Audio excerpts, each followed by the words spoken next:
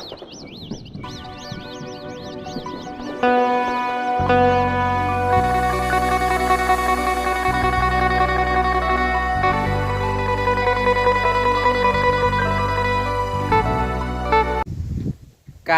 บสบายดีและสวัสดีพ่อแม่พี่น้อง FC เบิร์ดสุขุสู่คนพ่อแม่พี่น้องเอ้ยมื้อนี้ก็มาพบกับช่องเบาลาวคือเก่าเนาะมื้อนี้ครับก็เข้ามาหาน้องดอนเนาะพี่น้อง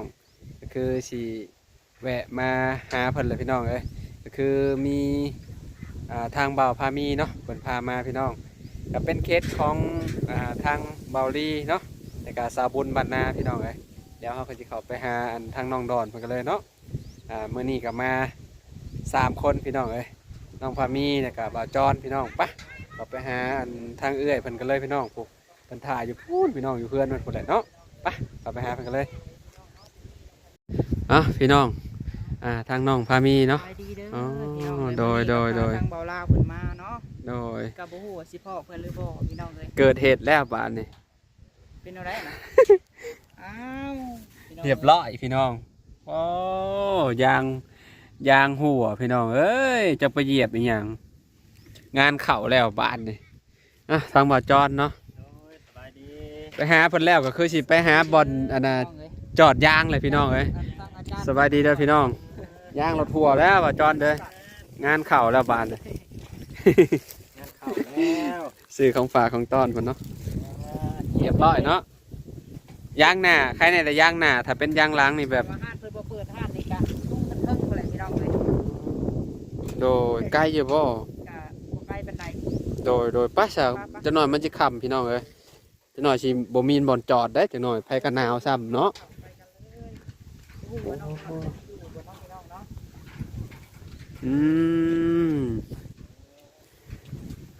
เฮือนชานเพิ่นพี่น้องเอ้ย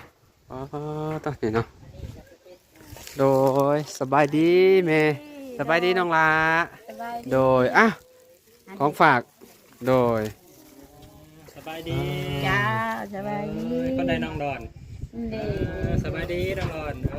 สมสื่อได้เหรอเนาะขาบนอยู่โดยสบายดีเด้อจ้าพันมีสบายดีอ้ายกันมาตะลินบ่โดยพี่น้องเอ้ยเป็นอะไรคือน้อยๆนี่ไข่แหน่บ่ล่ะเป็นไข่นะนี่คือสิไข่เนี่ยตินี่ไข่ออกตุ่มได้บ่ไข่ออกตุ่มบ่เบิดทางลำนี่กัน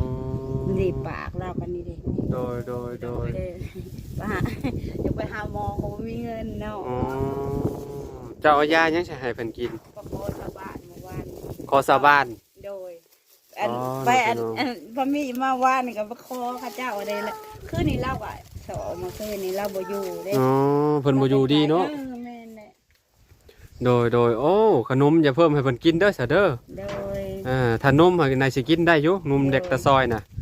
ถ้าขนมแบบว่ายันมันพิษได้พี่น้องนมเรากินอยู่แล้วนมนมหากินได้แต่ว่าขนมอย่าเพิ่มให้กินเด้อมันหวานเอาให้น้องดอนกินเลยตอนนั้นน่ะกับบ่ฮู้ว่าสิอดได้หรือบ่เนาะเพราะว่าเห็นเลยอาจสิกินน้ำก็ได้พี่น้องมานี่โอ้ยถามหาอ้ายพะมีเลยกินข้าวจ้ำแจ่ว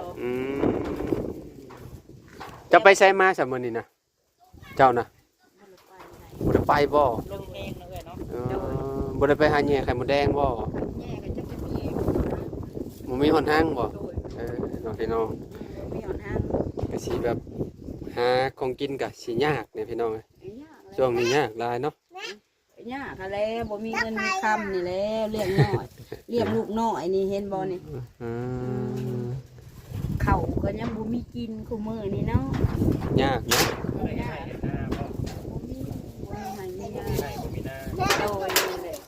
ให้หน้าก็อึดให้หน้าก็บ่มีแล้วแต่พ่อแต่แม่เฮาก็บ่มีให้มีหน้าอยู่ไปจักซี่พออยู่ดินเพิ่นอยู่ดินก็บ่เป็นโดยอันนี้แบบดินอาศัยเพิ่นอยู่แต่ข้างหน้านักบนเขาเจ้าอยู่ที่ดอกไฟใส่ดีโดยแกะรถกินรถเอาแต่นมมาให้น้องจะกินนะเราบริดูเด้อนมมัน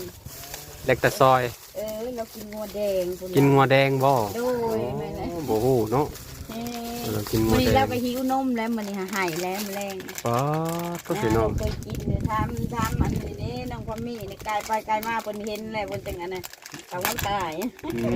พ่อเพิ่นบ่ลาวเอ้ยเนาะ โด น้อง ย พามีก็มาแต่บ้านน้องพงกับพอดีอันเอื้อยเพิ่นก็ว่าไปถ่ายเอาแน่หันนะมื้อวานนี้ อ๋อ เอ้ยแหละไปเอาอันนั้นเด้เอาอันหมักสมปอยหั่นน่ะความทุกข์ความยาก เอาไปขาย โดยมันแล้วก็ได้เงิน10,000กีบ อ๋อ กับบจุกหัวนมน้องนมน้องพอกอง7,000อย่าเฮ็ดลูกเอาเวียนลูก เอามาให้ยังผ่าน่ะ เอามาให้ยาง อ๋อมาปาดอันนี้ เอ อื อ ม ปาด อ่ะนางลงนางเลยได้แม่ที่แก้ให้นางลงบ่ดื้อแล้วไอ้พ่อมี อย่าดื้อเด้ออย่าดื้อเด้อ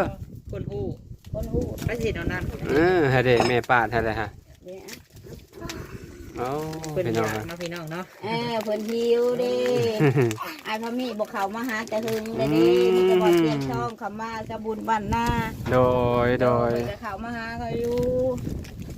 เข้ามาหาแล้วคันว่าไปตลาดก็เพื่อไปเพื่อมายามทำจะได้ฮอดเรือนน่ะ อื นะ มเจ้าไปอันน่ะไปเอาหมากสมปอยนี่ไปขายให้ไผ ก็หลอก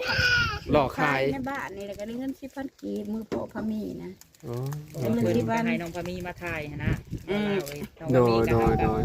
มาถ่ายได้ให้พ่อแม่พี่น้องเพิ่นเบิ่งว่าบ่ลาว อื เอ้ยเนาะ มเผื่อมีผู้ใหญ่ใจบุญเพิ่นอยาก โดย ซื้อข้าวซื้อน้ำให้เนาะ โดยแม่เลยตะกี้ก็เคยเพิ่นก็เคยซอยอยู่ โดย เคยซอยอยู่ อ๋อหิวแห้งนะพี่น้องเอ้ย เพิ่นหั่นนะเฮาก็เคยแบบว่าได้กินน้ำเพิ่นอยู่สุดตะบิดกับน้องบ่เตียงว่าจังก็ อ๋อเบาลี่บ่ เบาลี่ โด แหละ โดย ถ้าอันนี้แหละไปเอิ้นเนาะเข้ามาถ่ายสาวอ้วนอันนี้ชาวละน้อยอันนี้ โดย โดย แล้วก็เอิ้นไปถ่ายคนนี้เพิ่นว่าเอา ทั้งน้องดอนนี่บ่บอก โดยแม่นแหละทั้งน้องนอนก็เป็นลูกกับผ้าเด้ โดย พอเราบ่มีพอเราเสียได้3 ปีแต่อันนี้ได้7 เดือนพอเสียปลา อืม ผู้ผู้ใหญ่ก็ ปวดเหี่ยวพี่น้อง ได้งาน อ๋อโต อันนี้ก็ลำบากอันนี้ว่าเจ็บบันไข้มีผู้เบิ่งคือคอยกะผู้เดียวเนาะผู้เดียวว่าทุกอย่างภาษาเวียกบ้านการเมืองเขาก็ต้องได้ไปน้ำมือ เพิ่นก็ไม่ห่างดีไม่หมายเดียวนะเรียก โด ลู ย กเดียว อ่า เลี้ยงลูกเดียวเนาะพี่น้อง เลี้ยงลูกผู้เดียวนี่แหละเนี่ย เรียกเดียวเนาะคนอื่นเนาะ แม่นเลี้ยงเดียวเนาะ เดี๋ยวว่าเดี๋ยวใส่เฮาบ่มีอยู่ไปที่ได้ดินก็เป็นของเพิ่นคันว่าต่อไปเมื่อหน้าก็จักเขาสิว่าในใดเพิ่นคันว่า ถ้าเพิ่นไล่นี้นี่ก็คือแบบได้สิไปอยู่ใช่ ก็แบบคือขาต้องเรืองนั่นแหละย่างไป ง่ายไปเลย ย่างไปเลยๆย่างเฮา ชี บ่ วิต มี เอื้อยเพิ่นกับบ่ต่างกับน้องพามีผ่านมาหั่นนะ โดย คือกันพี่น้องเลยเนาะ คือกันกับพามีนี่แห เพ ละ ราะว่าแต่ก่อนก็เคยอยู่นํกัน แต่ก่อนก็เคยอยู่กับน้องพามีแต่น้องพามียังน้อย โดย เคยอยู่น้ำ อืม คาดว่าข้าวน้ำคือมื้อนี้บ่มีข้าว โอเค นี่บ่มีนะแต่ว่าดินนันตอนเนี้ยก็บ่มีแต่อยู่แถวนอกเขาสบายแบบได้ว่าคือเฮือนของเอื้อยแต่ผัวเฮือนหลังนั้นผัวเสียใส่แล้วมันเป็นฮักบาด โดย ฮักแหละมันอาจจะจำเป็นกับมากแต่มาให้เขาเฮ็ดให้ ไทยบ้านบ่เฮ็ดให้หรือว่าจังได๋ ชาวบ้านเฮ็ดให้ โอ้ หา เก็บ เพิ่น ไม่ เฮ็ด เส ให้ ร็จเลยเนาะ เก็บไม้เศษมา เศษนี่ได้ ต่อ วงไม่แปะนี่ตากนี่ พี่น้อง อันนี้เพื่อนครัวกันดิยามพ้นบ่มีบ่อนอยู่ อืม ยามฝน สังกะสีกับแบบคือสิแบบหัวบ่แล้วนะเนาะอันนี้ ฮู้ ตาบเมาเนาะนี่เนาะ โดยแม่นเลย อ๋อ ทุก พี่น้อง ทียังว่าทุกบ่มีบ่อนอยู่บ่อนจ้างคันว่าลูกแบบที่ได้ยังน้อยที่เพิ่งได้บ่แล้วเพิ่งก็ได้ลูกข่อยนะลูก3 คนแล้วก็ผู้หนึงเพิ่นก็ ค เฮ็ น ดงาน คนใหญ่อายุจักปีแล้ว ใหญ่ชาวบ้าน ชาวปลายนี่เนาะเฮือนเพิ่นก็ได้พี่น้อง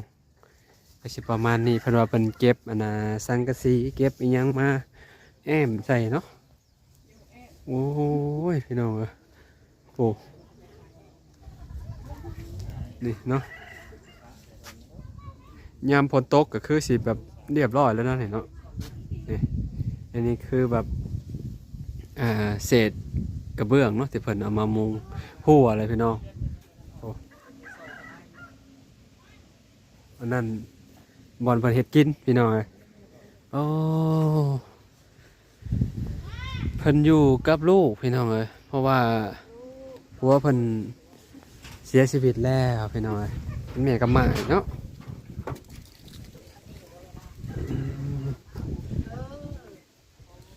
เป็นกระต๊อบอันนี้บ่เอื้อย โ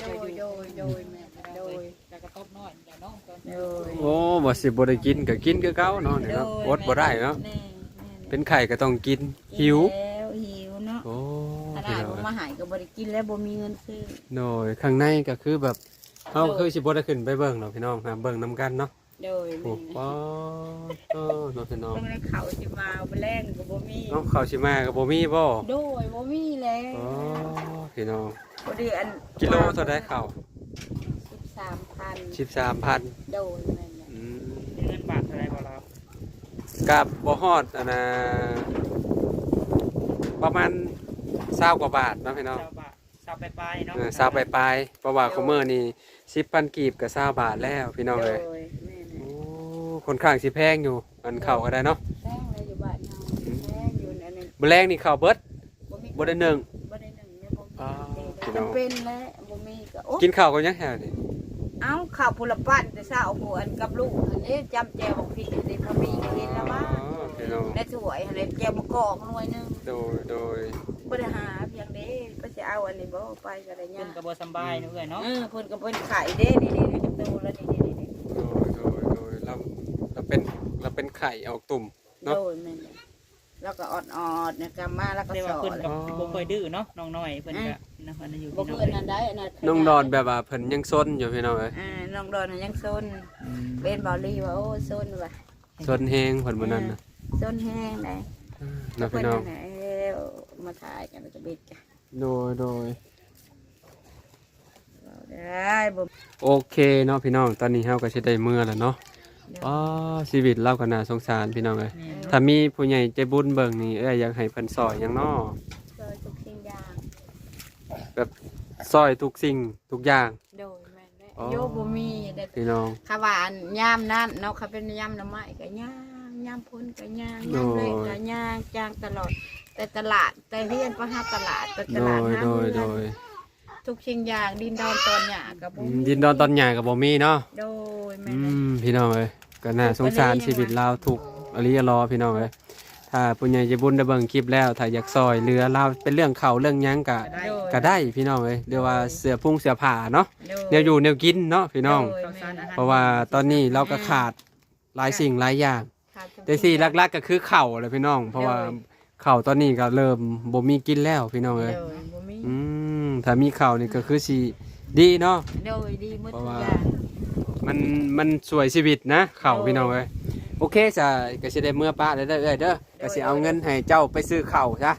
โดย ซื้อข้าวแล้วก็ซื้อยาให้ลูกเจ้าพร้อม เนาะ โดย โดยหลายๆเด้อให้ร่ำให้รวยเป็นทางปลอดภัยสุดลาภเด้ โอ้ อย ก็ขอบใจหลายๆอันนี้ก็เป็นเงินเฮาเองพี่น้องเอ้ยเฮาก็บ่ได้มีเงินผู้ใหญ่สนับสนุนดอกเนาะ โดย เฮาก็อยากให้เพิ่น โดย มีก็